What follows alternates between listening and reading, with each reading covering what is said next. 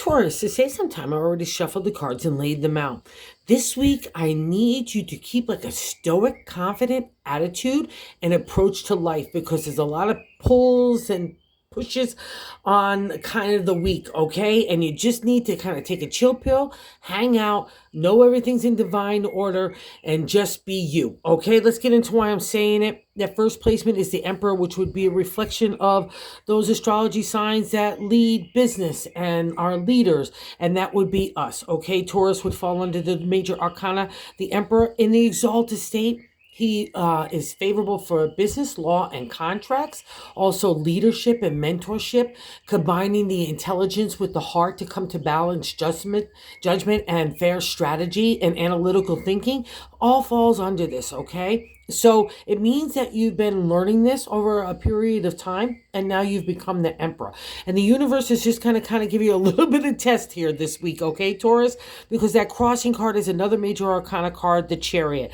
And it means that we can be pulled in a lot of different directions. So let's say those kind of responsibilities and obligations are kind of really wearing thin on the Emperor, and he's trying to keep a steady head. The thing about the Chariot, it's all about the mindset. So you can't look at things in your life as a burden or preventing you from being a leader. Let's say you want to kick off a business, or you want to take more of go for a promotion or more certification, or any area, like even being a good leader in the family and spending more time there. That would be regards to the Emperor. But don't feel like, oh, I can't do those things, I'll have to wait till tomorrow. That's a reflection of that crossing card from now allowing the Emperor to really manifest. So believe in you, that's the key this week. And we get another validation up here in that third card placement is I like to say, God's placement of how to navigate the week. And the King of Swords is kind of like the younger brother of the Emperor. The King is the royal leader in the area of our thoughts, strategy, analytical thinking get applied throughout the whole journey of the swords.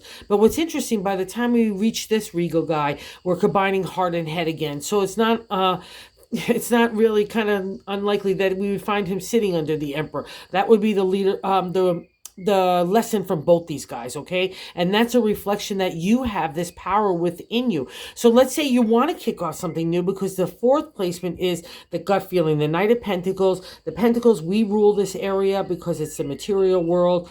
Family, home, relationship, work, community all fall under the domain of the Pentacles. And the Knight's like, let's take a ride in those new areas. Let's see where tickles our fancy. So anywhere you're feeling a stirring, Taurus, my little bull friends, you need to hop on with this guy and let's see where we go. Again, don't feel like too much in the present is pulling you in a lot of different ways, because you can handle anything. You can definitely multitask. That's the modern day tarot of the Chariot, okay? And that fifth placement in the past reflection is the Page of Wands. Again, youthful energy to create. He's going off with imagination, inspiration, and ready to take off. And since this is a past reflection, that kind of ideas have been stirring within you. So let's say maybe you want to start to implement or start to lay out those plans for next steps.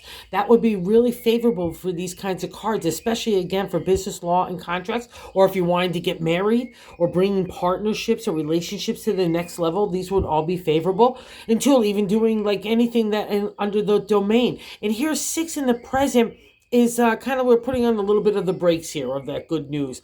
And the 6 is the Empress. She's a major arcana card. It's Mama, Mother Earth. We're Mother Earth. We rule this domain as well, whereas our Earth signs. But the thing about the Empress, in the exalted state, she's compassionate, loving, and giving and unconditional. But the thing is, on the non-exalted state, we could be a little bitchy and snappy, like a little bit of winter of the Mother Earth cycle, right? But that's the thing, and you need to cut yourself some slack here, okay, my Taurus friends? If you are a mom, or if you're taking care of people in any capacity, again, being pulled in those ways, just it's a reflection that you're doing a good job.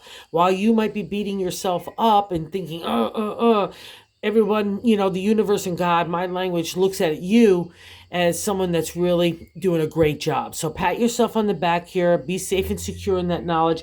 And we get a validation here too that you want this as well, because in the 7th placement is a direct extension of ourselves from the first, right? So we got the Emperor. I'll say this too, because we got the 10 of Cups here, happy ever after in family, all right? So let's say you need to take the lead in family, even as a single parent or a single whatever, you know what I mean? Or even an outsider taking care of people. Do not be afraid of that power, okay, my Taurus friends? We rule this domain. You'll have extra good favor, the right words and right attitude. Meditate under these guys or what's a fair thing to do in relation to those kind of decision making. And that's where your power lies too. So you could have your happily ever after, but just put that power in you, okay? And if you're fighting against somebody that is the emperor, just know that you have that power to exalt yourself there because we rule it. So it's going to be a really hard pressed person to kind of overrule you. And other people look at you here, which is really nice as well. The Wheel of Fortune and then eighth placement. The wheel is a major arcana card, and the wheel means it's turning in your favor. So other people look at you as like this. So let's say you're kicking off an idea and you need venture capital or sweat equity or just people to support your ideas and to believe you and to give you that kind of oomph and vibration. It means that it is. And how other people look at you, remember, this is your reading. It means that the Wheel of Fortune is working in your favor.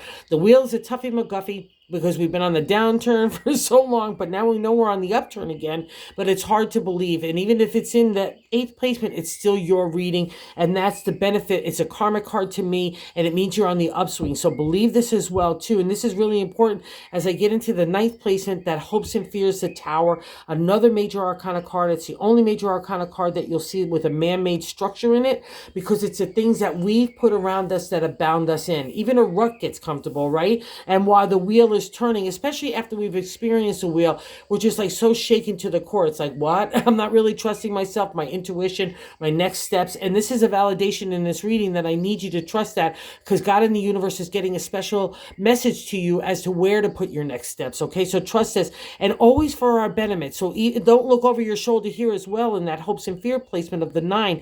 The Tower leaves us shaken to our core, but when it appears for me in a reading, it's in a past reflection. The Tower has already happened. So you're being a little fearful, and I won't have that, my bull friends, okay? So you made it through there. You can make it through anything. And with these kinds of cards, that tough stuff is behind you. It's a whole new day. So I need a fresh attitude and a fresh approach. That's probably why the Chariot's sitting there. In the 10, another reaffirming of this idea of just taking a chill pill. The 10 is the outcome placement, and the Hangman is another major arcana card. And it literally means, just like the Wheel of Fortune, I'm turning in time, but I'm here, I'm hanging in time. I used to get so mad when I would see this card when I was younger, because I didn't understand the benefit. Because after going through the Tower or even the experiences of the wheel, I need a chill pill. I am overthinking things. I'm trying to get a balance. I'm trying not to get like nasty or snappy with myself or others or anything like that being pulled. And this is God's answer to say, I've got your back, my Taurus friends. So you just go meditate, detoxify, get your balance back, get your head together, your heart together, because God is in divine order, and I need you, quite frankly, out of the way. That's what I've learned with this card. I don't need your overthinking. I don't need you trying to do stuff. It probably has been like a rock up the hill and falling back down you, because God wants you in a certain direction, and He's laying the pathway. So you just take a chill, get the light, okay, because it's coming. That's what the whole thing about the Hangman. These are beautiful cards to have in succession. I have to be honest. Toughy McGuffies, don't get me wrong, but it means it's moving out, which is nice. And here's another reflection of that in the 8 of Wands in the bonus card. I get to swim with the dolphins here. The 8 is the refresh, rejuvenation in the area of creative. And it's so welcome, I know, my Taurus friends, okay? So believe this week, take the chill, trust in God and the universe, whatever your language is, believe, because you really took the test and you really did a great job. The rewards are here. I just got you to get your head straight and forward and catch your breath, okay? Have a good week, and if you're so inclined to like and subscribe, that would be awesome. Have a good one, honeys.